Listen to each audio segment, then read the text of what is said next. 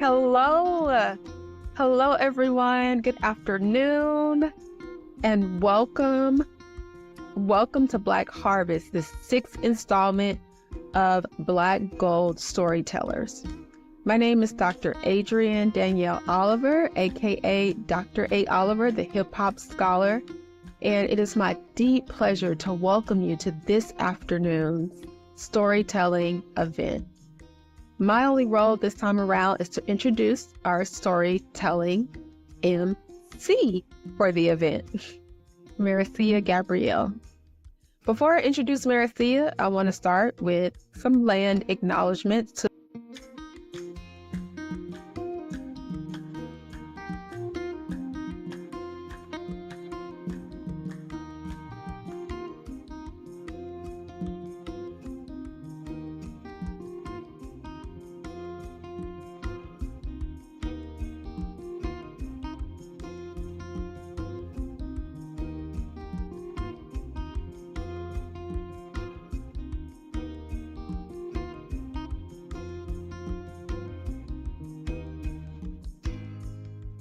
Now for our MC, Miss Marcia Gabrielle. Marcia is a writer, performer, teacher, and dreamer. As the best-selling author of I Twirl in the Smoke, she has performed, taught workshops, and spoken in spaces that have helped her blossom as an artist, such as the Oregon Shakespeare Festival, San Francisco's Museum of the Diaspora, and the DeYoung Museum in San Francisco as well. Her work is part of the permanent Black Power exhibit at the Oakland Museum of California. Marcia is passionate about helping others excavate those books that they've always dreamed of writing and making them a reality. And towards that end, she is the founder of a program called Life-Changing Writing. When she is not writing and coaching writing, Marcia is teaching French at Laney College and being a mother to her two beautiful adult daughters. Marcia, the floor is all yours. Welcome, everyone. Welcome to Black Harvest. This is the sixth installment of Black Gold Storytellers. With our theme of harvest, each story will center a unique aspect of Black abundance. So first up, we have Roger Porter. Roger will share the story of his mother, Evelyn's migration from Fort Smith, Arkansas to California. Roger is an Oakland, California native, a tenured English professor, a social activist, and a writer.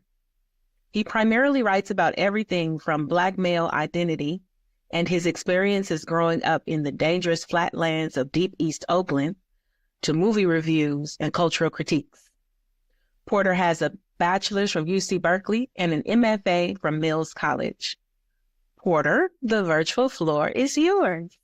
Hey. Thank you so much for that introduction. It is great to be here, gang. And, y'all, I'm just going to get right into it. And the working title for this piece is The Death of Lincoln High School. My mother never wanted to come to California. It's this simple truth that has shaped the way that I look at my state, the way that I look at the history of Black people in this country, and the way that I look at the idea of integration. It's also shaped the way that I look at my mother and even the way that I look at myself. Her story starts in Fort Smith, Arkansas, a very white town with a few small but fully self-contained colored sections. She was raised by her grandparents. My great-grandfather was a barber, a preacher, a porter on the Missouri Pacific Railway, a handyman, and an architect. Well, an architect in a very Southern way, meaning when more of his grandchildren began to move in and the house needed to be expanded, then he would be the one to build the extra room by himself. No contractor, no approval from the city, no blueprint, no workers. Just a man that saw something needed to be built, so he built it. He was 6 feet tall, prideful, and domineering. My great-grandmother, on the other hand, was a domestic worker at the Goldman Hotel in downtown Fort Smith. She was 4 foot 11 inches tall, ever-loving, and very sweet. Oftentimes too sweet for my great-grandfather's liking. I don't know why you let them people talk to you like that. He would yell at her after she told him something that happened at work, and she would take his scolding lectures just like she would take the verbal abuse from the white folk. He made her just a little harder, while she made him just a little softer, and together they provided the perfect environment for my mother, Evelyn, to thrive. My mother was a phenomenal student and a stellar athlete. She won the physical fitness competition every year in grade school. She played the clarinet in the marching band. She was on the softball team, and she was a straight A student. She had 4 siblings that she shared a home with. The rest of her younger brothers and sisters lived with her mother and stepfather in California. Of all the children, though, my mother was the most gifted academically. She would be the first person on both her mother and her father's side of the family to attend college. My mother had been elected as the student body vice president of Lincoln High School at the end of her sophomore year, which meant she would serve her term as VP of her junior class, and then, as a senior, she would automatically be selected as student body president. Her term as president of Lincoln High School would have been the pinnacle of a brilliant K-12 academic career. It also would have been a source of enormous pride for the family. Lincoln High School wasn't just an institution, but it was the hub of Black Fort Smith. It was the location of bake sales, talent shows, fish fries, community meetings, and football games replete with scintillating halftime performances by the band. To say that your grandbaby or your sister or your brother or your daughter or your son or your niece was the president of Lincoln High School was almost like saying you're related to the mayor. You had clout. It meant that your family was going places. As a grown man, I can see how elated my mother must have been when she won that election. Her radiant smile and glowing brown skin must have lit up the school every day until summer break. Unfortunately, it would be that summer that she would receive the news that would ultimately dim her light and rearrange her entire universe. The year was 1966, and Governor Orville Faubus had decided that it was time to enforce integration in the state of Arkansas.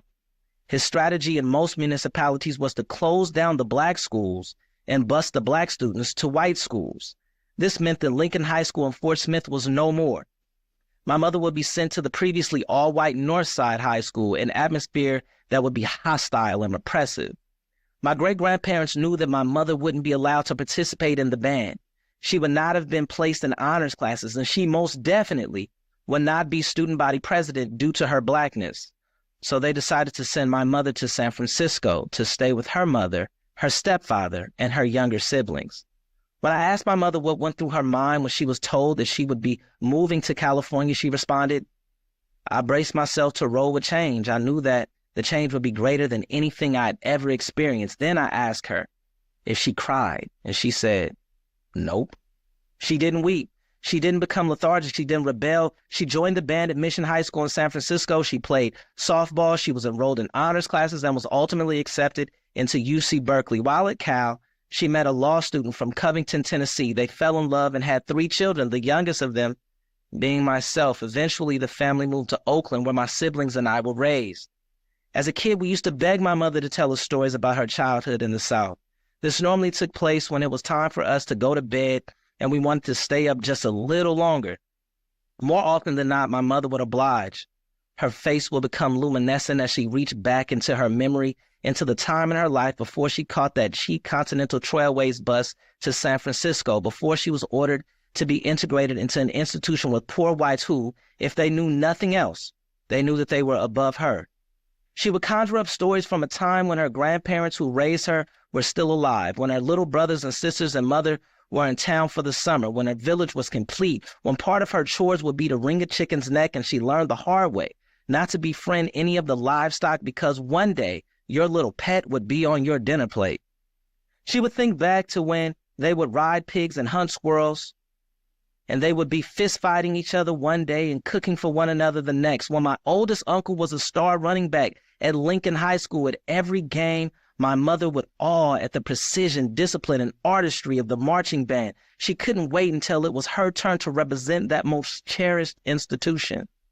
As the movie played out in her head, she would smile, and we would laugh hysterically as we sat Indian style on the dining room floor. I envisioned all of her stories in black and white. As she told them, I thought about I Love Lucy and Leave It to Beaver. They seemed to speak to a classic era of love and simplicity, and she spoke with a palpable sense of nostalgia that stood in direct contrast to everything that I was learning about the South in school at that time.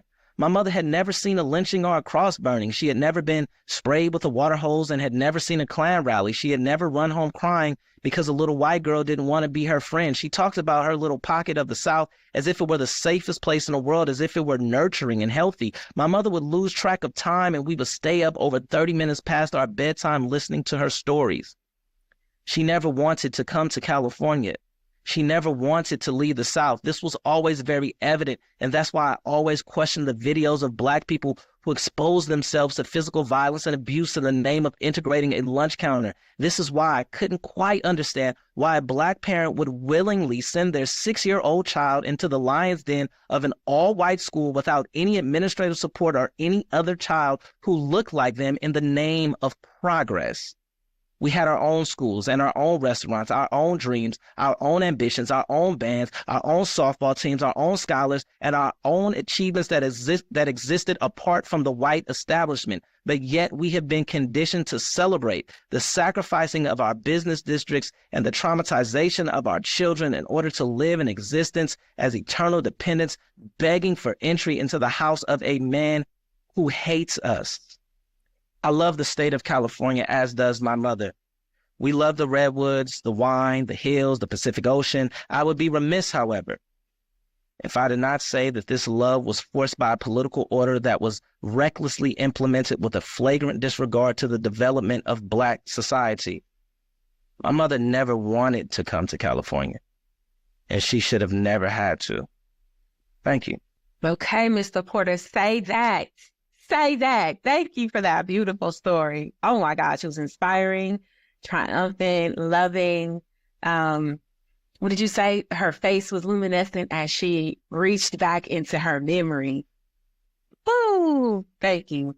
That's the beauty of getting these stories of Black gold, because we get to see an alternative view of the South, like how Mr. Porter shared his mother had a beautiful, safe experience compared to the stereotype that we hear about the South being so unsafe for Black people all the time, everywhere. But some Black people had a really good time living in the South.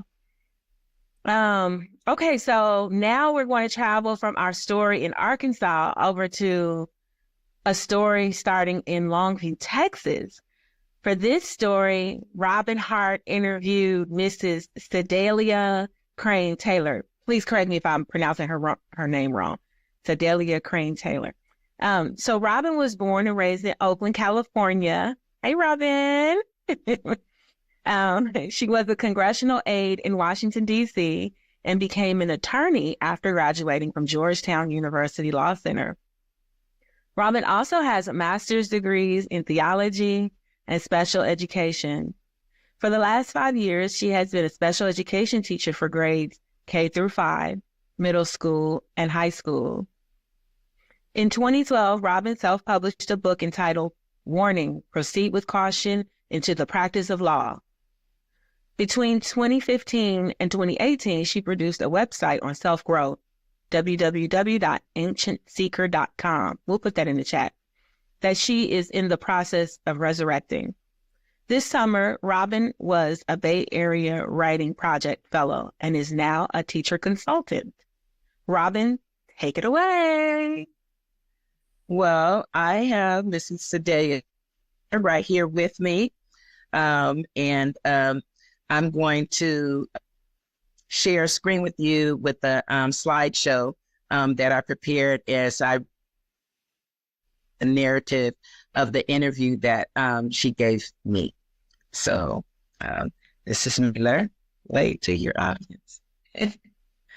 Okay, let me go through to sharing the screen. The Wonderful Life of Sedalia L. Crane Taylor. I met Mrs. Sedalia Crane Taylor when she would come to visit my neighbors, Janie May and Robert Caldwell, who had known me since I was 2 years old. When my parents died, they became my neighbor mama and daddy, and I was like a daughter to them. Mrs. Taylor was like my neighbor auntie. All three were my village elders. Mr. and Mrs. Caldwell had passed, but Mrs. Taylor is still going strong at 95 and continues to be an example for me as an independent, strong Black woman. In the early 1940s, Sedalia Crane migrated from Longview, Texas to California when she was 14 years old. She and her friend Bessie, also 14, left together.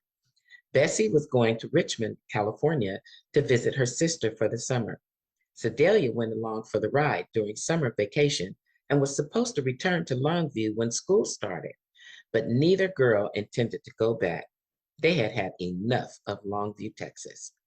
Bessie's sister had moved to California during the start of the United States' involvement in World War II. War jobs were plentiful. Most Black people worked at the shipyard. She and her husband had good jobs and a home in Richmond. The girls stayed with her until they graduated from high school. Every week for months, Sedalia's mother kept telling her to come home. Sedalia would always say she would return next week, but she knew she was going to stay in California. Life was hard in Texas. Racism was a way of life. Black people couldn't enter stores from the front. They had to enter through the back door to buy what they needed. Longview was a small, segregated little town. There were very few opportunities for Black people. Most were sharecroppers who worked in the fields, raised crops, and sold them for less than survival money. Children were paid 10 cents a gallon for berries, plums, or other produce. They had to work in the woods, putting their hands in bushes with snakes and other critters. That's why Sedalia wanted to leave. She didn't want to get married and raise children in that environment. There was nothing to look forward to. There were lots of lynchings.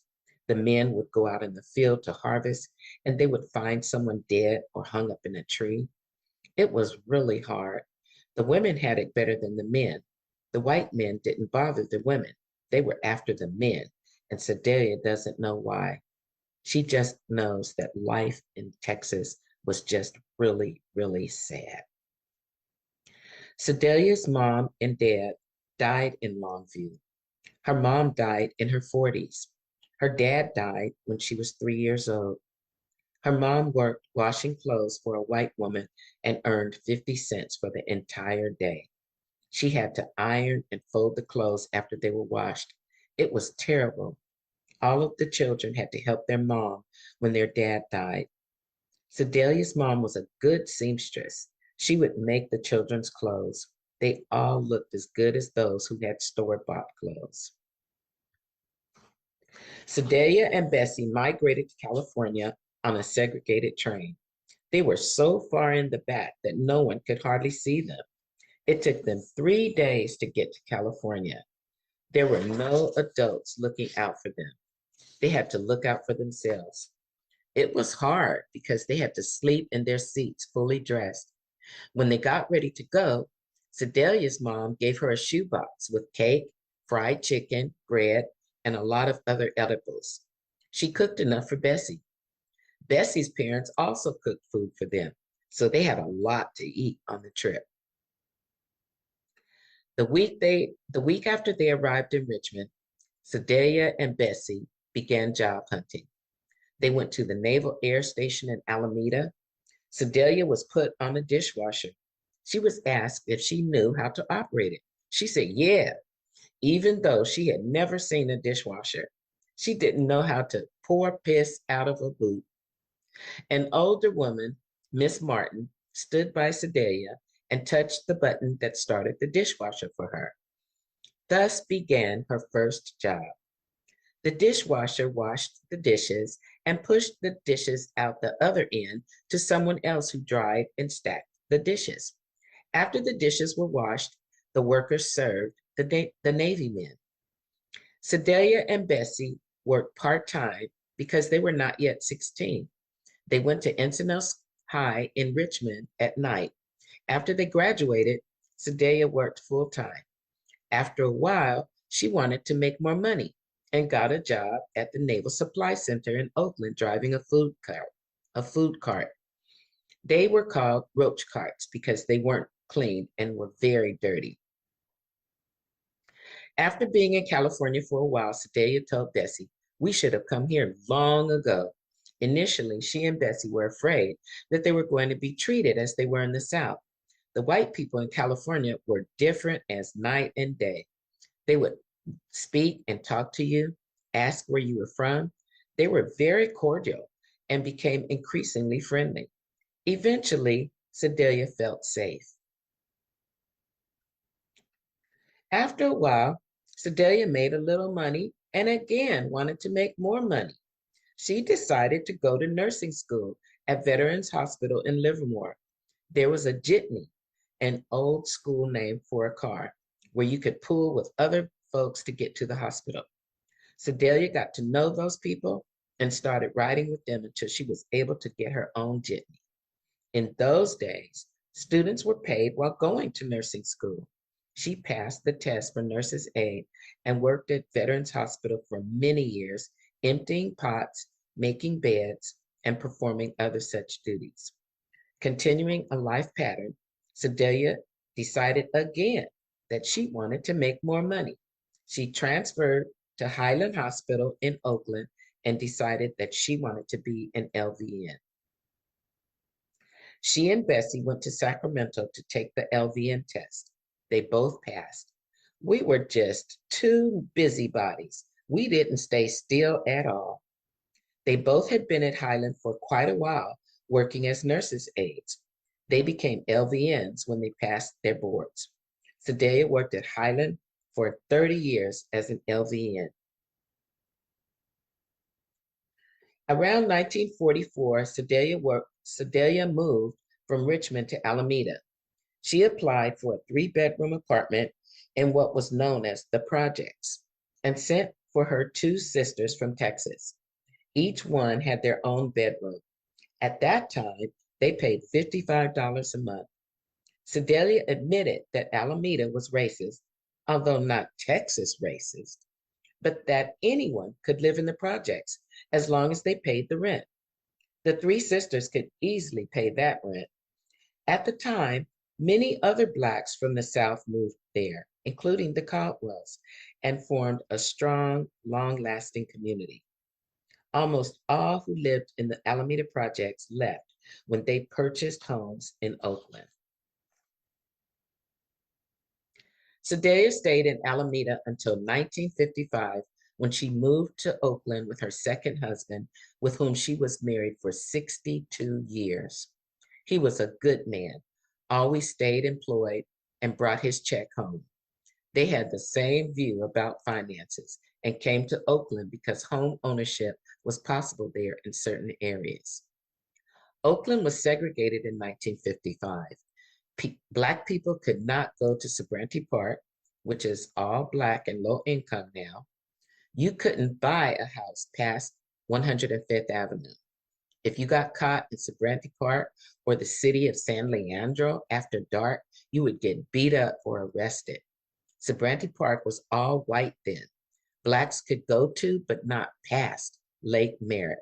They could go down East 14th to 105th Avenue, but not past it. Blacks couldn't buy houses around the lake. They weren't even shown a house in San Leandro. Better not look at a white woman too hard. Black people could buy above East 14th Street, but it was hard. Socially, Black people went to a lot of house parties. West Oakland used to be all or mostly Black. Slim Jenkins was a popular place. Mrs. Taylor was a dancer. As soon as the music started playing, she was on the floor. She went to a club in Berkeley but forgot the name. They cooked most of the time, prepared the Southern cuisine they brought from home. They went out to eat on special occasions.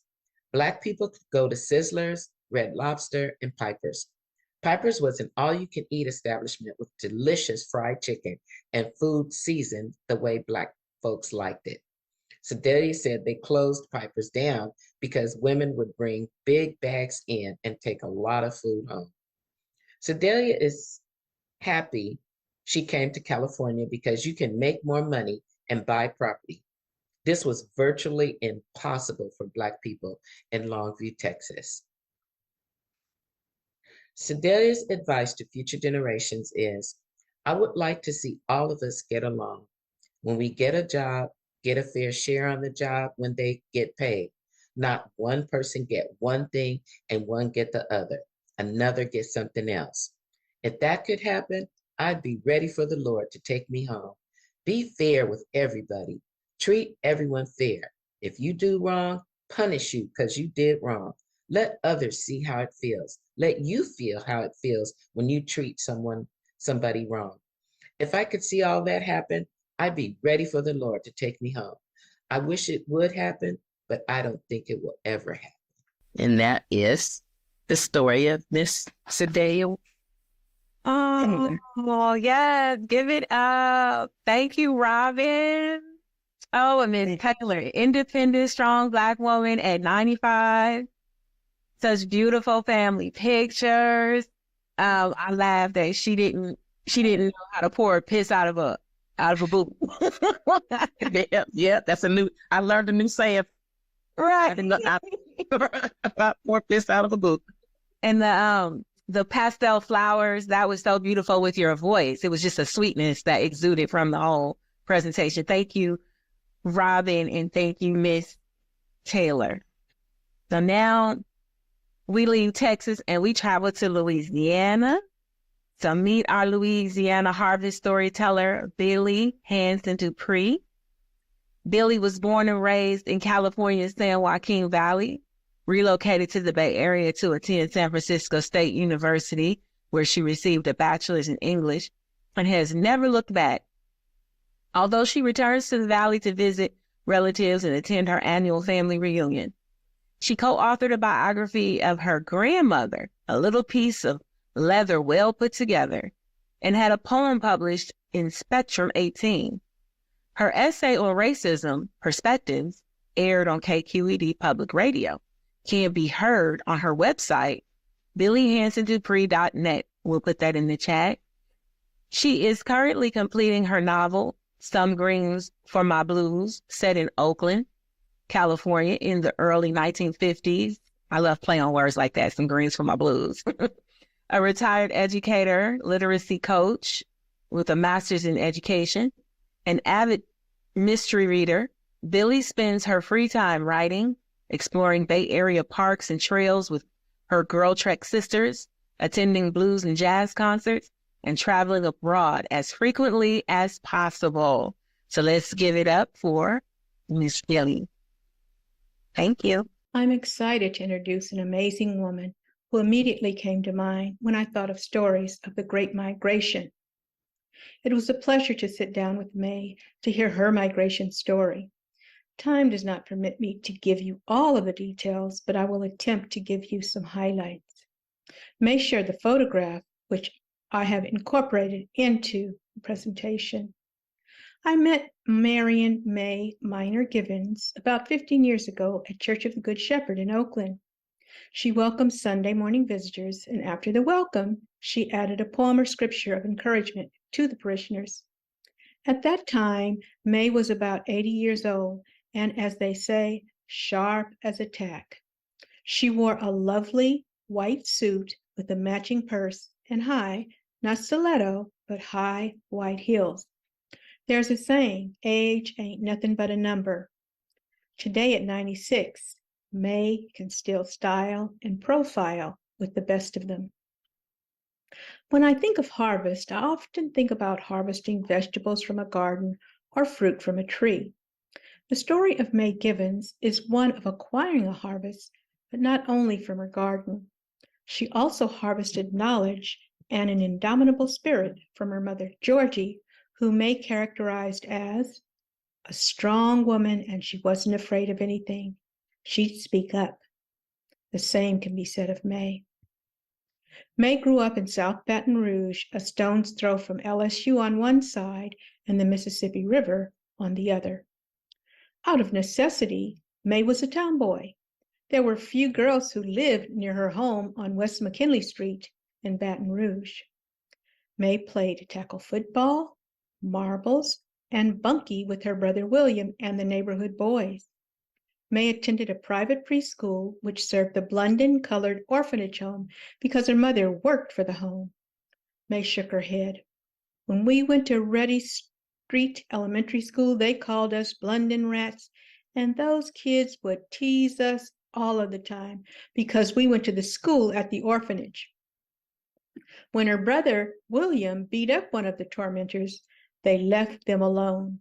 They told me about the principal, who was a little lady who reminded me of Judge Judy. We laughed. She would come out there and ring this bell when it was time for you to come in. You had to be in line, a straight line, and if you said something, she had a belt like those shaving belts that you sharpen your razor with. You would go to her office and she would whip you. May shook her head and added, "They can't do that today."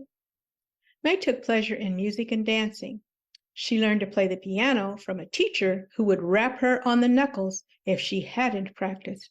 At home, she played the blues on the radio and record player and said, "I would play the radio and record player so loud, Mother would come and make me turn it down." Her brother asked their mother to make May teach him how to dance, but May said, "He moves so slow." I said, "Oh, William, you got to move faster." So he never really learned how. At home, May helped with the cooking, cleaning, and cared for the small family garden and flowers. Her mother, Georgie, loved flowers, and beautiful blooms were always in their front yard. She recalls, "We had a huge pear tree, and every year there would be pears and pears and pears. We'd pick them by the sacks, and she, Mother, would sell them. They also had 2 or 3 fig trees and shared an alligator pear tree with the neighbors. Mother had a hen house where she had chickens, and we would go out and get the eggs. Those hens were navy blue, and they were mean." May attended a small church a few blocks from her home, where she was baptized at the age of 12. May's maternal uncle was a minister, and her paternal uncle was a deacon, so I had to go to church. What else was there to do? During summers, while her mother worked, she and her brother William were sent to stay with her grandparents, the LaCours, in Bachelor, Louisiana. May loved it. She and her brother were too young to work, so they watched the adults working in the field. May told me, "Everything you wanted to eat was right in the yard. If you didn't have it, the neighbor had." Her grandparents had a smokehouse where they smoked chickens, bacon, and ham. She said that after the hog slaughter, they used everything from the hog, from the rooter to the tooter.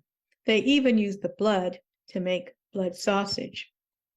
May recalled, "When it was time to go to church, we'd go in the wagon because nobody had cars. They would take baskets of food, and after church on certain occasions, you would sit out under the tree and eat." The cemetery was right on the grounds where the church was. The Great Migration holds as many stories as families who left the South. Entire families packed up and moved. Some sent one family member to test the temperature. After attending Southern University in Baton Rouge for 2.5 years, May knew she wanted something different. With her mother's blessing, her mother's there in the picture, she took the train from Baton Rouge to Oakland in 1948. The segregated train was filled with African American soldiers who had priority seating, although May never had to give up her seat. As a young woman traveling alone, May said she felt afraid at times, but the men were nice to her. When I asked her about eating on the train, she said, "My mother had packed fried chicken and other food for me in a small box, but I would only take a few bites at a time, embarrassed to eat in front of all those men." She shook her head. When she arrived at the 16th Street train station in Oakland, she was greeted by James Gibbons, a longtime friend from Baton Rouge, whose parents had moved to Oakland in 1941. James whisked her to her Aunt Ethel and Uncle Gus's house, which still stands at the corner of California and 63rd Street in Berkeley. Her uncle, Gus Mann, was also her godfather, and she says you had to walk the straight line with him. He was very strict. Because of the size of the family, there were 6 of us. Every Sunday, we knew we were going to get the same thing, chicken mixed with spaghetti and spaghetti sauce. He, Uncle Gus, could really cook. And this is May's Aunt Ethel. May told me about some of the young people she met when she first arrived. They always thought I was kind of country because I used to keep my legs oiled with Vaseline and wore socks, and I dressed up a lot because my mother was a seamstress and made everything I wore. She made my dresses, coats, suits, and I always thought I looked very nice. It's a testament to May's strong spirit that she did not let the comments deter her from dressing up to this day. In 1949, the Southern Jaguars played football against the San Francisco State Gators, and Southern trounced them 30-0. May vividly remembers riding around Berkeley in a convertible on the day of the game, which was kind of a rainy and muddy day. That evening, she returned to San Francisco for the Southern dance, where she was crowned Miss Southern because of her connection to the school.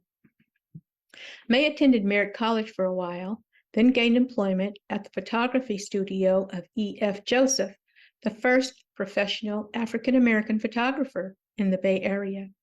Subsequently, May worked at Joseph Magnin in Oakland as a tea girl, serving tea to women who shopped for ribbon knits, and then she moved up until she reached the position of credit manager. In 1950, May married her childhood friend, James Givens, who had only lived a few blocks away from her in Baton Rouge. May smiles when she shared that she and James loved to dance. They were so good that they often took over the dance floor. When I asked her where they went to have a good time, she told me about places in West Oakland, such as Earl's,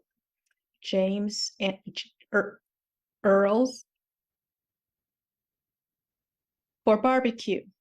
And also, they went to Esther's and Slim Jenkins Club. James and his friends played pool at Dallas's pool hall. Except for the drugstore, May recalled that most establishments in West Oakland were owned by Blacks at that time.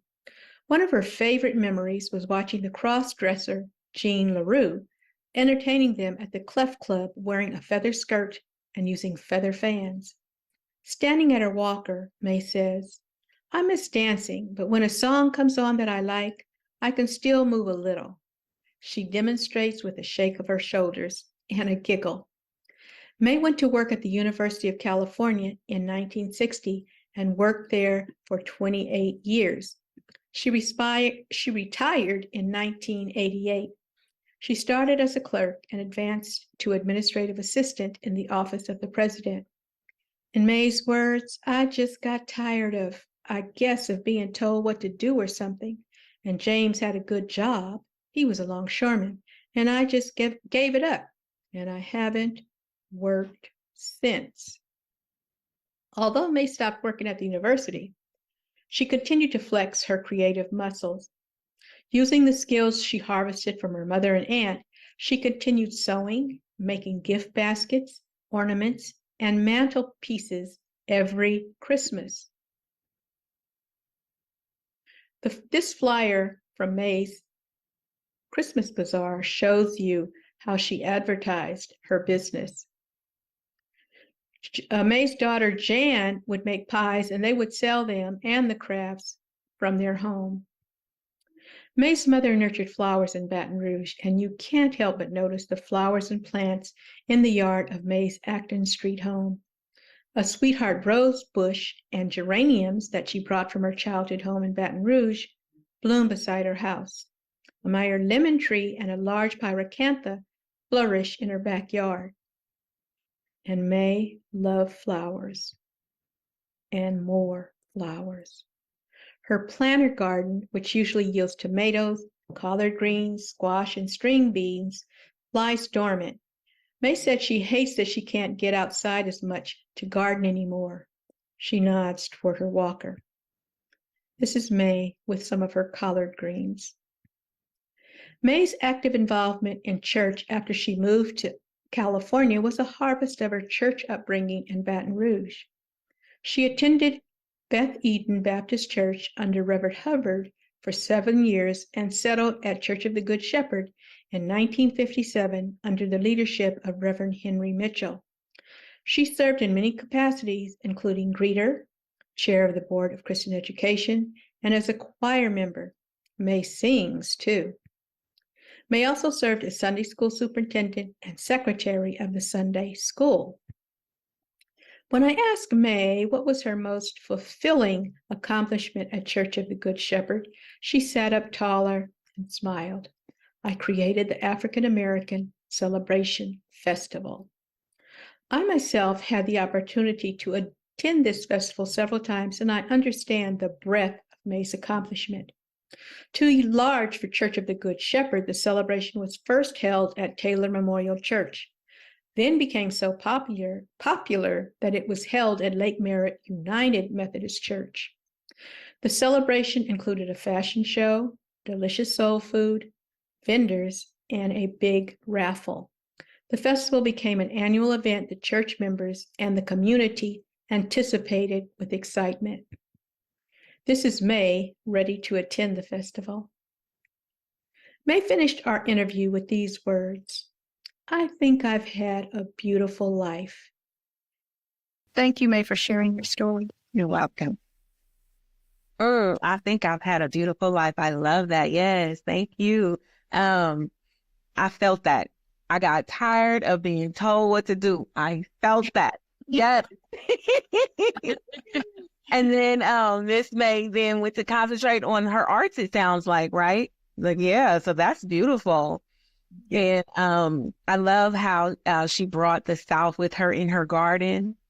And I laughed. I was tickled with the legs oiled in Vaseline and the long socks.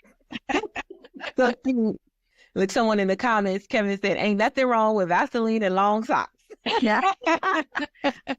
I still use it. Thank you, Miss Billie and Miss May. Welcome. And last but not least, we're going to hear from Miss Jennifer D. King, sharing the story of James Ella James, who migrated from Baton Rouge, Louisiana. Jennifer was born in Florida and raised in New Jersey. She has been a resident of Oakland for the past 45 years. She earned a bachelor's in English and holds a master's in English from Mills College. Jennifer teaches writing at the Allen Temple Leadership Institute. She is also an adjunct professor at the College of Alameda, where she has taught composition and literature classes. In 2020, Jennifer retired as the director of the Downtown Oakland Senior Center. She has edited 9 anthologies of creative writing and published 2 books of her own poetry and short stories and a children's coloring book. Her essays and creative writings have appeared in numerous publications, both locally and nationally. Jennifer has also written Christian education essays for Urban Ministries, UMI, and for more than 14 years. Jennifer is the very proud mother of 1 daughter, Lauren Justine. Okay, take it away. Good evening, all. I'm going to share my screen. And just by the nod of a head, if you let me know you can see it, that'd be great. Wonderful. Yes. So let me do one correction before I launch into the story. James Ella James is not from Baton Rouge. That was one of our earlier interviewees. Rather, she is a product of the wonderful state of Alabama. So here's her story for you, Planted in Love. Born in 1926, James Ella was raised on her grandparents' farm in Limestone Mountain, Alabama. The farm was walking distance from Decatur, a small city nestled alongside the Tennessee River. The rust-colored silt and soil clay of Alabama was ideal for her grandfather and for the other Black farmers in the area. They grew cotton, corn, soybeans, and peanuts. And just like the crops, James Ella was carefully and lovingly raised by her grandparents, Buddy Sam and Mary Irvin. James Ella remembers that her childhood home was surrounded by growing beds. Her grandfather grew cotton and corn. Her grandmother grew greens and okra, butter beans and cucumbers. There were lush muscadine grape arbors, pomegranates, and peach trees all over the property. Black walnut and pecan trees grew in abundance. James Ella's grandmother taught her to sew, and she remembers sitting with the older women as they would gather in a tight circle, gossip, and make quilts. The young James Ella exasperated her grandfather, who she called Buddy Sam. She asked too many damn questions. Still, Buddy Sam recognized that James Ella enjoyed learning, and so he taught her how to read before she went to school. In no time at all, James Ella would sit with him on the front porch and read articles from the Pittsburgh Courier, the Chicago Defender, and the Saturday Evening Post to neighbors who, despite being many times her age, were unable to read. When she was old enough, she and the children from the neighboring farms walked 3 miles to the Presbyterian church that served as their schoolhouse. She was in the 6th grade before the county built a real school for the Black children. In the 11th grade, James Ella left the farm and went to live with her Aunt Matilda in Chattanooga, Tennessee. She later lived with another aunt and uncle, Cleo and Amos Robinson, in Huntsville, Alabama. It was there that she met and married a tall, dark, and handsome military man. She and her husband lived in and around Air Force bases all over the world. She moved from Guam to Springfield, Massachusetts, to Tampa, Florida. These cross-country sojourns with her husband exposed James Ella to a world that she had not encountered back in Decatur. Down south, her world had been populated by Black families who owned their own farms, and they didn't really rely on white people for very much. Now, here in the bigger cities, she faced a world of Blacks and whites, a world that was glaringly separate and definitely not equal. As a young woman, she would experience what it meant to be truly Black. While racism was not openly displayed on the Tyndall Air Force Base near Panama City, Florida, life was very different outside of those base gates. When she left the base gates, she couldn't try on hats in a store, and she, along with the other Blacks, was relegated to riding in the back of the city buses. James Ella landed in California when she and her husband were reassigned to Parks Air Force Base in Dublin. It was 1955, and she was 30 years old. An opportunity to reconnect with old friends from Alabama brought her to Oakland. She remembers Oakland as a very happening city. Oakland was, to use the parlance of the day, jumping. It seemed to James Ella that there was always a big whist party every weekend. Her homegirl cooked all the wonderful foods from down south. She had fried chicken, collard and mustard greens, blackberry pies. In Oakland, James Ella united with the St. John Missionary Baptist Church and served on their usher board. As she was settling into Oakland, the city of Oakland was undergoing very unsettling times. The building of the Acorn high-rise apartments meant that the area around Market and 7th Street had to be demolished. Much of West Oakland was being leveled to make way for Highway 17, the Nimitz Freeway. Many Black families and businesses were displaced by the Cypress Viaduct and the continuation of the Nimitz Freeway. West Oakland and the lives of its Black residents and businesses was being destroyed in the name of urban renewal. Around 1965, the Oakland Party era ended, and perhaps for the first time in her life, James Ella's future became uncertain. She and her husband had separated, and she had moved to a little apartment on 19th Street. Soon after, she and the other clerks working at the Oakland Navy base were laid off. James Ella found herself with no money, and the rent, $35 a month, was due. When the building owner came to collect the rent, James Ella did what she'd always done. She told the truth. She didn't have any of his rent money. But James Eller had been a good tenant, and the owner liked her. He told her that he and his family had just returned from a camping trip, and he asked her if she would come to his house and help his wife with the unpacking and with the laundry. Leonard and Mildred Hesterman lived in a large 5-bedroom house in Berkeley. They also had 5 children: Arla, Will, Orrin, Megan, and Everett. When James Eller entered their home, hoping to pay her rent, she had no idea she would be employed by that family for the next 9 years. It never once crossed her mind that the members of this family would become her closest friends for the next 58 years. She never imagined that these children would become her children. Sorting and doing the laundry quickly turned into keeping the house and caring for the 5 children. James Eller says that they were good kids, not perfect, but good. They really liked her, and she grew to love them. Their home was in an all-white neighborhood. This wasn't new to her. She had encountered all-white neighborhoods in the South, and she and her former husband had been the first Black family to purchase a home in Amherst, Massachusetts. What was new was that she was working in a Jewish household.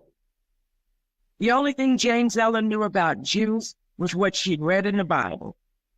She asked lots of questions, and Leonard Hesterman was glad to answer them. Hesterman told James Eller that he considered Jesus one of his cousins. The Hestermans were not Orthodox Jews, and they didn't keep a kosher kitchen, but James Eller recalls they did celebrate the Jewish holidays, and the children received their Jewish religious studies. There was really never any discomfort about their religious differences. James Eller frequently ate dinner with the family, and she was often invited to say grace. When she did, she always said, "In the name of Jesus Christ," as a part of her blessing. Her work with the Hestermans was pretty easy. She did the laundry, got the children ready for school, and did some light housekeeping. During the day, she read to the youngest child, and she took a nap when the 5-year-old nap. Mrs. Hesterman did most of the cooking, but James Eller laughs when she remembers that when the parents went away for the weekend, the Hesterman children begged James, as they called her, to fry some chicken and make them some greens and cornbread. After 9 years, James Eller left the Hestermans. She was notified that the U.S. Post Office was hiring, and off she went. She worked for the post office for almost 40 years, retiring as a finance auditor. It was during this time that James Eller met her future husband. She married a man named Robert James. Who would have thought her first name would become her last name? She was now officially James Eller James. Her husband was a cross-country driver for former dairies. At that time, Foremost was the 3rd largest dairy in the world. His position as a teamster and hers as a postal employee allowed them to enjoy the benefits of a solidly working-class family, including owning a beautiful home and the ability to purchase property. James Eller's comfortable income also allowed her to become one of the best-dressed women in Oakland. James Eller was 42 when she was introduced to an organization that would become one of the great loves of her life, the National Council of Negro Women. She joined the East Bay section of NCNW in 1968, and in 1982, she founded the Alameda County section. The renowned Dorothy I. Hine, then the national president of NCNW, personally appointed James Eller as the state convener in 1987, and she served in that position for 35 years. Although she had left their home, the Hestermans never left James Ella's heart. When their mother was down, the Hesterman children called their James, and she was at Mildred Hesterman's bedside when she passed. James Ella included her children of the heart with NCNW. James Ella took them to the NCNW national headquarters, and she introduced them to staff. Everett is a life member of the Alameda County section of the National Council of Negro Women. As she grew older, the relationships between James Ella and the Hesterman children only deepened. Orrin, who later became Dr. Orrin Hesterman, founder of the Fair Food Network, who championed getting low-income families access to fresh, healthy food, took his beloved James with him to Zimbabwe. James Ella took Arla to worship services at St. John's Missionary Baptist Church, and the Hesterman children celebrated Passover at James Ella's house. James Ella was honored to hold the Torah at the Bat Mitzvah, or the coming of age ceremony, for Edris' daughter. Mama James's home was their home. When Megan separated from her husband, she and her daughter lived with James Ella for a year, with the daughter enrolling and attending Berkeley High. It had been almost 80 years since James Ella left the dusty roads of Decatur. But the loving kindness of Grandma Mary and Grandpa Buddy Sam never left James Ella. Some 2,300 miles away in Oakland, James Ella planted seeds in the heart of a family with whom she had absolutely nothing in common.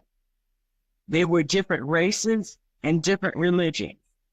Yet, because of the seeds of love and acceptance that had been so deeply planted in her, James Ella and the Hesterman children were and remain inextricably bound by love. Wow. Thank you so much. And Arla, Megan, and Everett are here today in attendance. So this is not a lie. This story is the truth. That's amazing. I love just the diversity of stories that come from the South and from the migration. Some things that stood out for me: best dressed woman in Oakland. And just like the crops, James Ella was lovingly and carefully raised by her grandparents. Thank you for that. Give it up for all of the storytellers and all of the elders. Oh my gosh. Yes, this is beautiful. Let's see. We're going to open it up for Q&A, and we're going to read some of the questions and things that are in the chat. There's Adrian coming back on. We're going to try and figure out how to do this. I'm not quite sure. Did you want me to just go to the chat, Adrian? Okay. So Tiffany Stapleton, love them all. Orrin is here. Amazing. Let's see if we have any questions. I can't go further back into the chat. I don't know how to. So let's see. Oh, actually I do. Updated Zoom. Telling lies over here. Okay, May. Oh, Ernestine said, May, that is why your skin is so beautiful. The Vaseline has kept your skin smooth and beautiful all these years. Let's see if we have any questions. Oh, okay, let me go to the new. Oh, questions. Well, first of all, Austin Steelman says, James enabled me to attend Berkeley High when my mom and I moved to Berkeley. Megan has a question. I'm interested to know if these three fabulous ladies know each other. Do y'all know each other, elders? Danica. I don't know the other two ladies. Okay, so the answer is don't all know each other. I don't, but I would love to meet them. Oh. And when she said she's from Baton Rouge, then I really opened my eyes.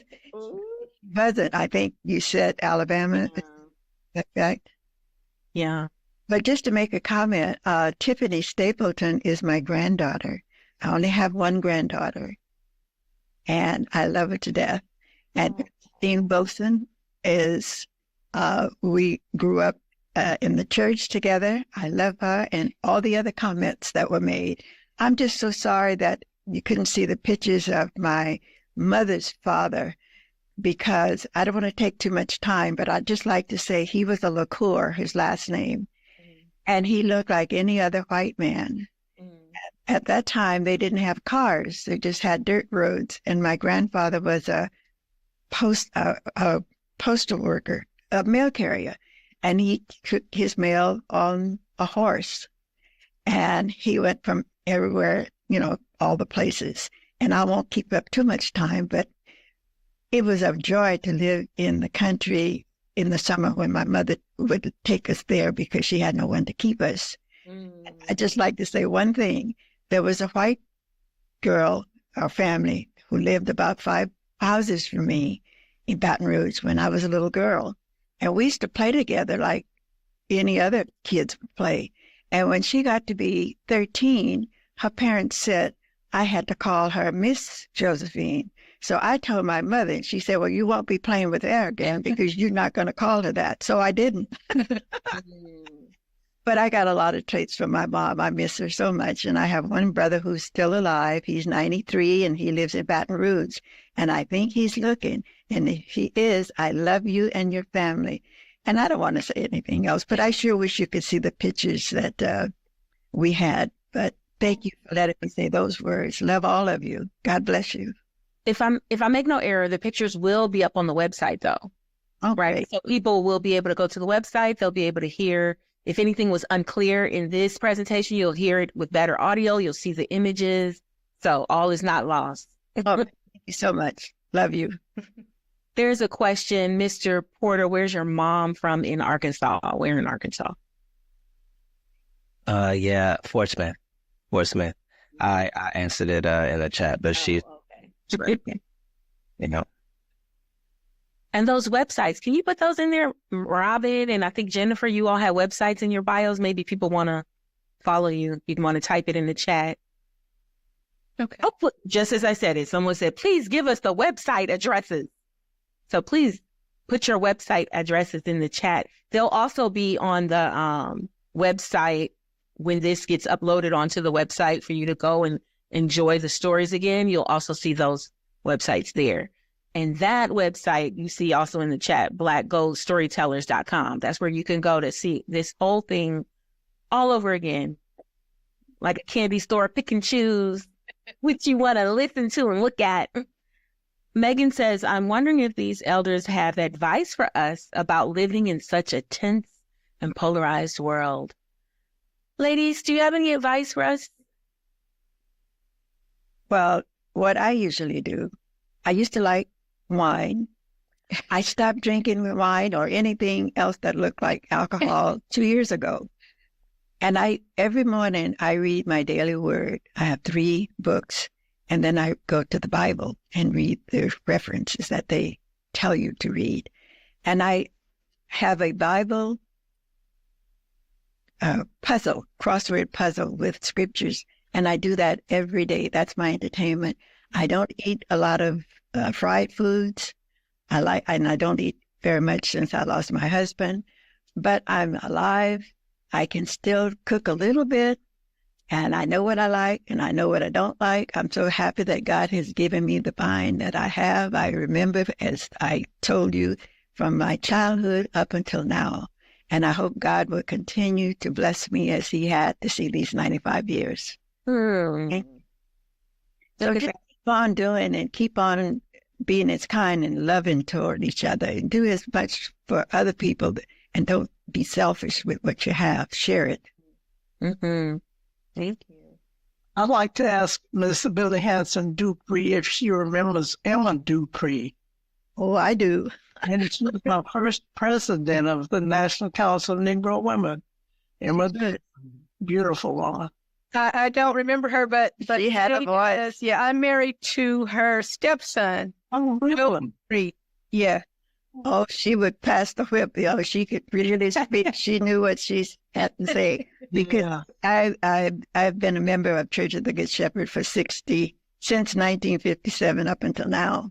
9 pastors. And so I know all the ins and outs and about and who was and who wasn't. Yeah, long story. Oh, God, yes. Miss James, do you have anything that you'd like to share, advice on how to get through these tough times? Like Miss May shared, she used to do wine, but now she does the daily word, Bible puzzles, and no fried foods. How about you, Miss James? How do you? I must say that I can drink a little wine sometimes. It's not a thing I have to have, but I do appreciate the fact that the Estimas are still part of my family and I'm part of theirs. We're so closely connected, and I'm so closely connected with McGee Avenue Baptist Church, where I joined in 1966 until now. And I feel it's a blessing to be 97 years old. Hey, so it is, I say. How about you, Robin? How about your elder? Does she have any advice for us? And remember to come off of mute. You got to unmute. Can you? I can't unmute you. You know how to take it off of mute, Robin? Yes. Okay. Any advice for us? I think the question was how much progress, much. Okay. I didn't ever think we would get this far, but we did, with the help of the Lord. So if you think times are tough now, they got through it before, we can get through it again, is what I'm hearing. She goes to Yes, with the help of the Lord, Bethel Baptist Church. It's done a lot for me and still doing a lot for me. And I thank him for it too. Thank you. In the chat, all of these stories have been so inspiring. Thanks to all. I truly enjoy talking and learning from Miriam Givens. That's what Ernestine Wilson says. Cheryl Hughes says it's beautiful. Patsy Lockhart says, thank you so much for sharing your story. If there are there any more questions in the chat? Any? Thank you all. Yes. Okay. Thank you, everybody. I don't know, Adrian, how you want to wrap it up or what you want to do or living history. Yes, this is history. Okay, go ahead, Adrian. I'm sorry. I would say thank you, first of all, everyone, for coming. And I'm going to put a questionnaire in the chat for you to complete. But thank you so much for being a part of all of it. Let me get the survey because actually your feedback will help us with grant funding to continue the program. So don't leave. Fill out get the survey so we can keep these stories coming because you said this is the 6th annual, right? So we want this to keep coming and coming and coming and wait, not 6th annual. It's the 6th time. Yeah. Right? Okay. This is the 6th Black Gold Storyteller event. And we want to be able to do 60 more. So there it is. It's in the chat. Get that form, fill that out.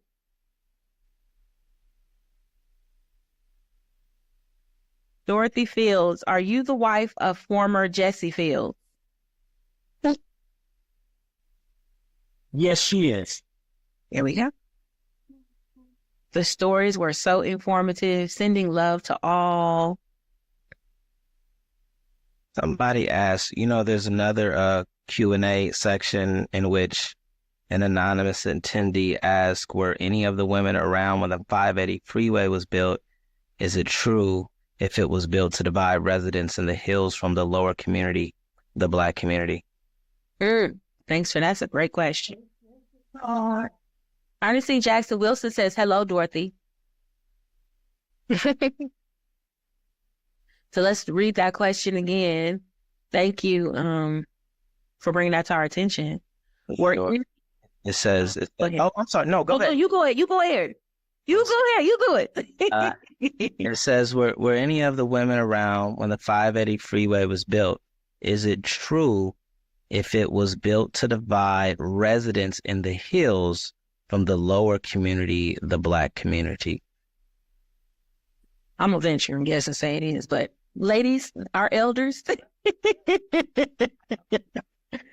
As it looks like a question for good research right now to see exactly what was going on at that time. That was. I don't remember. Yeah. Don't remember? Okay. It looked like maybe they're not remembering. Okay, so Dara R says, I was only 4 years old, but have heard that this was the case about 580. So we're just getting some anecdotal evidence. And I'll let you take it away, Adrian, however you want to continue, or if you want me to continue to read. Okay, we can have each storyteller share a little bit about your process. Okay, so yeah. So Billie, Robin, and Jennifer, and Roger. We can start with Roger since we started. And then we let Roger choose the next person like we did in high school. Oh man, shucks. My process was different because I've been hearing these stories like my whole life. This is my mom, right? So I started brainstorming about how I was going to tell the story, and then I text her a lot of questions. I just really started interrogating her specifics about her high school experience and her move out here, and she gave me very thoughtful responses via text. And the quotes from her that I used actually came to me from text messages, and I put that in the story. And yeah, that's what it was. It was cathartic for me because I always knew, there's just the politics around my mother moving, but I was never able to like really formulate these thoughts into something structured. And it was really good. It felt good to do that. So that was my process, and I am going to choose Billie Hanson-Dupree to go next. And after Billie, we'll call on somebody who has a raised hand after Billie. Sorry, I didn't see the hands. I'm sorry. Yeah, no, I didn't either. You did the right thing. That was what we had agreed on. For me, I had been writing a manuscript about, West Oak, well, actually Oakland, and it's set in the 50s, the early 50s, and I wanted to know more about it, so I called May Givens and asked her, and so that was my little in at first. So I knew she had a lot of information, and then when I found out about the Black Storytellers, that was the next step. What I did was I just came over and we sat and talked and laughed, and I recorded the whole thing, and then I went home and tried to put it together, and that was the process. And of course, I checked back with May, and she told me when, no, that's not right. That didn't happen, or why didn't you put this in? In fact, you probably saw her coaching me as I was telling the story. Billie, why didn't you say this? No. So it was a collaborative process. Okay. I've been told that there's a Stevie who has a hand raised. Stevie, if you want to come off mute. Stevie G has his hand up. That's Stevie Gaskin. That's my cousin. Oh, okay. We'll give Stevie a few seconds to come off mute. And if you still have your hand raised, if you still want to say something, Stevie G. Oh, no, May. He's not responding. Stevie, you can type it in the chat. Your question. Okay, Billie, you can call on the next person. I'll call Jennifer. Well, okay, Miss Billie. So the process went like this. After I was contacted by Black Gold, I immediately knew who I wanted to interview her. It's been my pleasure to know Mrs. James for, I think, the last maybe 12 years as a president of OCNW, and she was our regional person in charge and our state convener. So I answered to her anyway. And getting to work with her through National Council of Negro Women and getting to serve as secretary, working with her as secretary, I got to know her, and I would hear bits and pieces, just bits and pieces. So I always found her fascinating, the things that she had done. And you know, when you're writing a short story and you have a word cloud, you can't tell it all. So I think I shared a snippet of what she shared with me. But you talk about someone who's lived a rich life, not just a long life, but a rich life. And someone who's always impressed me, someone who's drank from a full cup. And that just impressed me as she was sharing her life. I just remember the very first time with this project that I was interviewing her, I walked away saying to myself, here is a woman who has no regrets. She has no regrets. She has enjoyed her life. She has accepted and appreciated how blessed she has been. And as a result, blesses other people. So it was just writing about it, and going back and re-interviewing, and my thanks to the Hesterman children who took a look at the draft and helped me make some corrections with dates and events and things like that. So that was pretty much the process, just getting to talk in depth with someone I had admired so much anyway. Thank you, Jennifer. And that leaves us with Robin to share her process. Well, as I mentioned in the narrative, I had known Mrs. Taylor for many years. She knew my neighbors, Mr. and Mrs. Caldwell, and I would always be over there because they were my elders, because my elders had passed on, and Mr.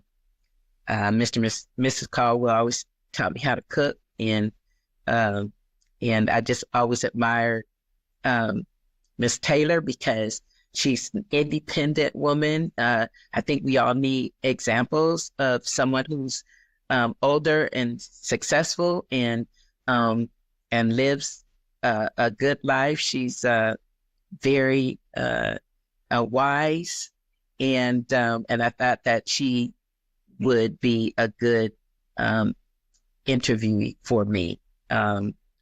So I'm really happy that she's in my life, and I'm proud of her, and she's an excellent example for me of how I want to age and accomplish things in my life. Thank you. And we can also bring Stevie G. Are you there? I can allow Stevie to talk if you wanted to ask your question. Or see. Oh, there we go. There we go. Can you hear me now? Yes. I'm just excited to hear these stories, and I hear them a lot from Miriam Gibbons. I didn't know her name was Miriam until about 3 years ago. But she's my mother's first cousin. And she told me so much history of my grandparents and my family. And I'm just amazed at how much she can what's the word? Recall. Yeah, recall, kind of like articulate, you know. And I'm just a proud cousin. Oh, that's beautiful. I love you, Stevie. I love you too. Hi, May. Hi, sweetheart. That's his wife, Joyce. I love you, baby. Yeah, wonderful stories. Thank you. And so important. You know, they're trying to take our history away, but they can't take our memories. and our love for each other away. It's true.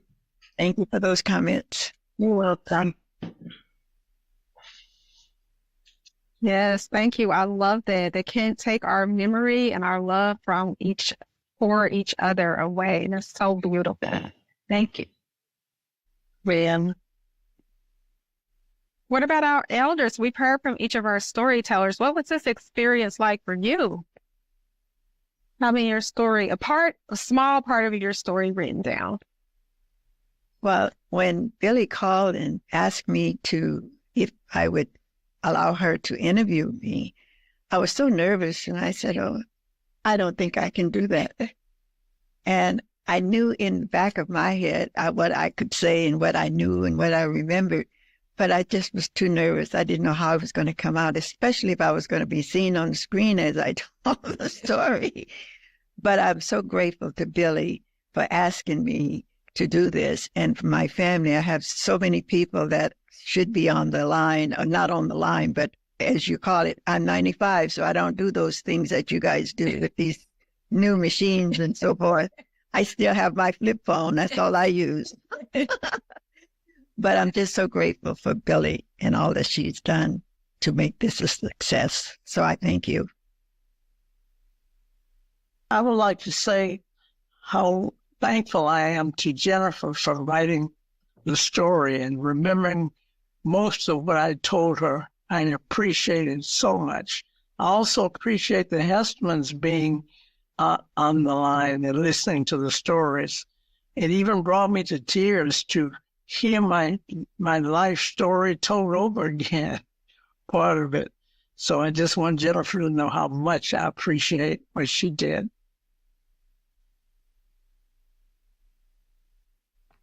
It's nice to know about what happened in the southern states. A lot of people don't know. You think it's all good and all of that, but I'm here to tell you it's not good, because you don't get what you're supposed to get. You don't do what you're supposed to do.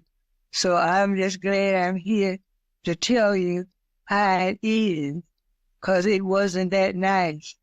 The southern states wasn't nice for anybody. For the women, much better, but not for the men. The white folks treated men like I don't know what. The women got away with a lot of stuff that the men could get away with. So I'm glad. I never thought I would see.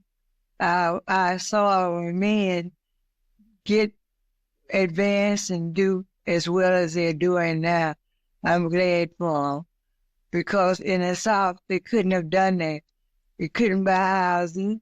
They couldn't get good jobs, none of that stuff. And the ladies were okay, but they wasn't that good, but they're better than the women. But I'm glad that the men is likely to get good jobs now, buy a nice home, and it's very, very nice. And I'm glad that I had a chance to see that, okay? How did you enjoy the process of being interviewed? The interview. I didn't know I would get a chance to interview and tell like it is. A lot of people didn't know how it was. But I enjoyed every person that had something to say on the interview, because people out here didn't know what was happening. So I was glad to tell them, bring them up to par as to what happened in the South. Thank you. We have a lot of leaders from the National Council of Negro Women here, and we'd like to open the floor to know if you all have any advice, any of the women from the National Council of Negro Women have any advice for us, or if anyone wants to speak about anything. Okay, go ahead. I'd like to thank all of you, especially those who brought this idea together. It was wonderful, and we need to have more of this. So I thank you from the bottom of my heart that you created this Black Gold and Harvest, Black Harvest So thank you so much. Now, May I see it up? I'd just like to make a comment, and we talked about this a little bit during the pre-read we did. You know, one of the things that's fascinated me this evening, it's been great being a part of this, but I think the thing that I absolutely love the most is the diversity of the stories. And I think we would all do well to remember that there is no one narrative. In spite of what television says, in spite of what popular culture suggests, every Black story is different. Our brother that began, what did he say? She didn't want to come to California. She should not have been made to come to California. So because we're so often bombarded with a singular narrative, I think things like Black Gold are critical, so that we're always reminded that everyone's story is different. Whether they came from Mississippi or Alabama or Georgia, there is no single story. Everything depended on your community and the level of involvement in your community. And I think we do ourselves an injustice when we pretend that there is only one Black story. There is not. They're just way too diverse. And I don't think we should pigeonhole ourselves that way.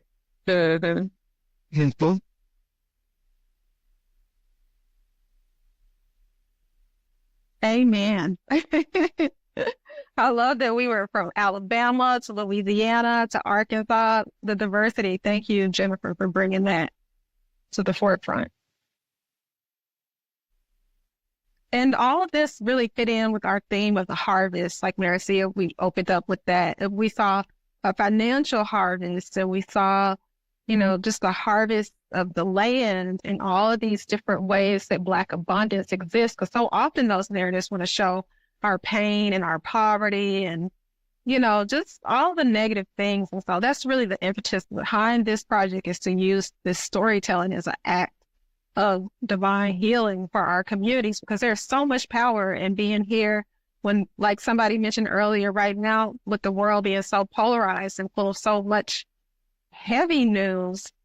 I think, I was talking with one of the storytellers before this event that I think collectively everybody's heart is in a tender place. And so my intent is that this event is a bit of a balm for you. What can we do during this time? We can gather like this. We can share our stories. And all of these stories will be on the website. I know we couldn't get to some of the pictures, but the pictures will definitely be on blackghoststorytellers.com as well. I just want to be sure everybody checks out the website.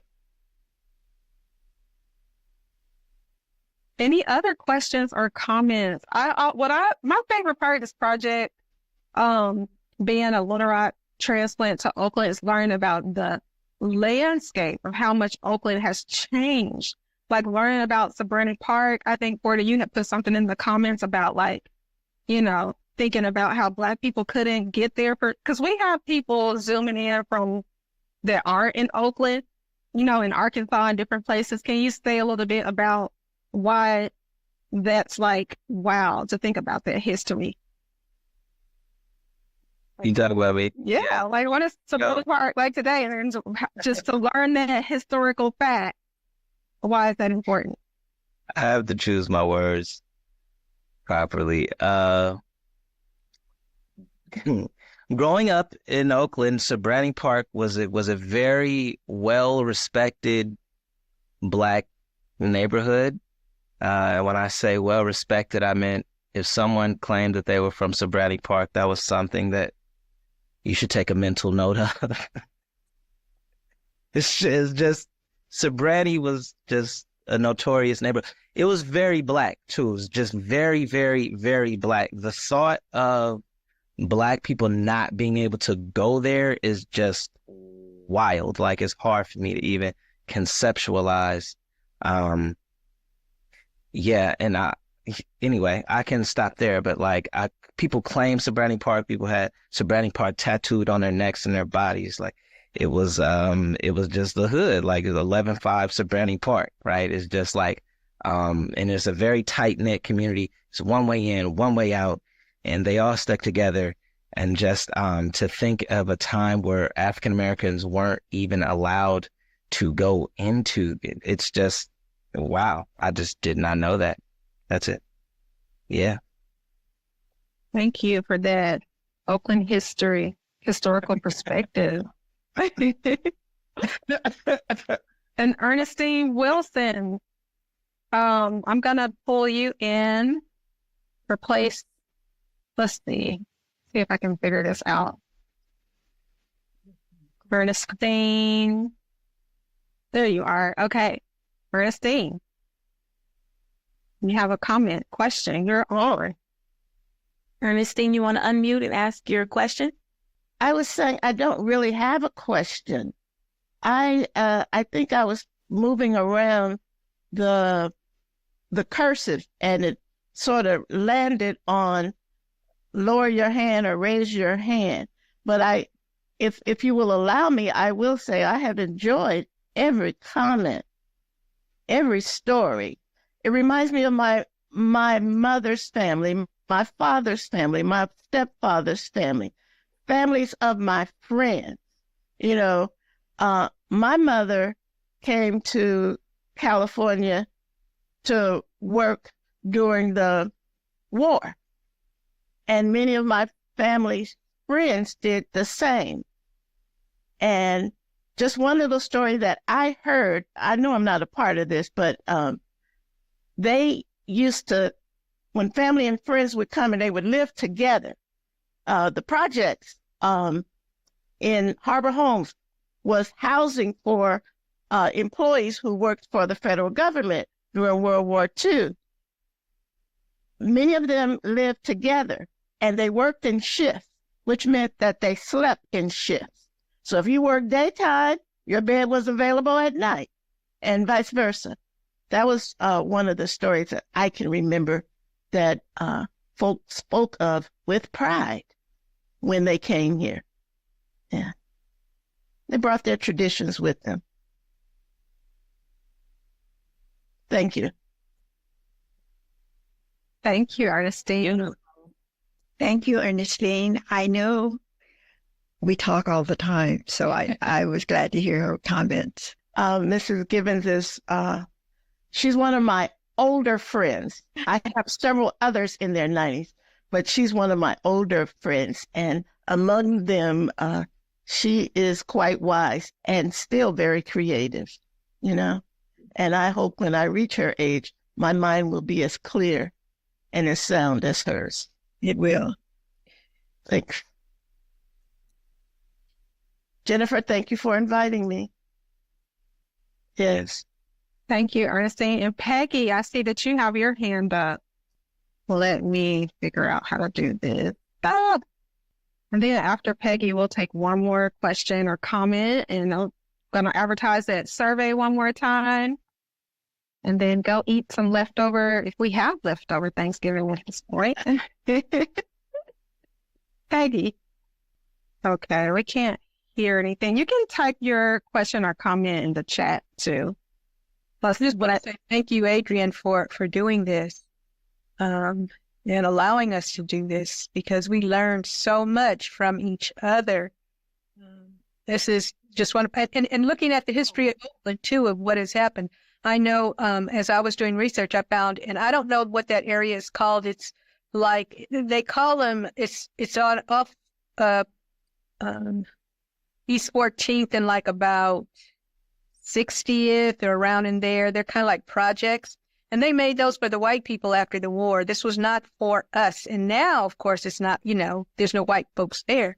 But it was segregated. They did not let you live there, even though it was government, you know, the government paid for it, post-war kind of thing.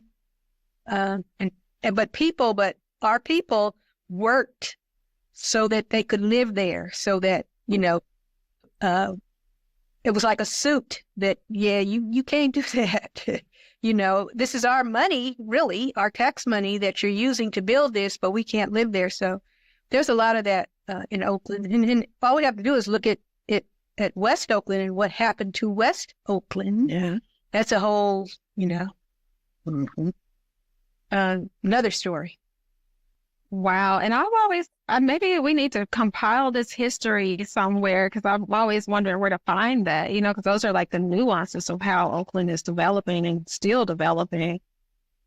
Cheryl Johnson, you're going to be our final comment. Thank you very much. I have, my question is, well, actually, it's question statement. Let's put it that way. Now, we know that California is the first state to establish a law to study reparations for slavery and the effects on African Americans. They've spent 2 years documenting the effects of slavery and the systemic racism. My question is, what do these ladies think of this now that you're seeing reparations could actually happen? And you're just one layer of the history as it goes back. So what are their thoughts on reparations in California? Wow. I think Roger wants to answer that one. He's got that look. Okay. No. He said, you want to touch that one? Okay. Okay. What about Miss Gibbons? We'll start with you. That is a big question. Oh, you're muted still. I think they're convening. They're conferencing. Okay. Conferencing. Well, any of our storytellers or elders, Miss James Ella James. Oh, what did you say? You have any thoughts?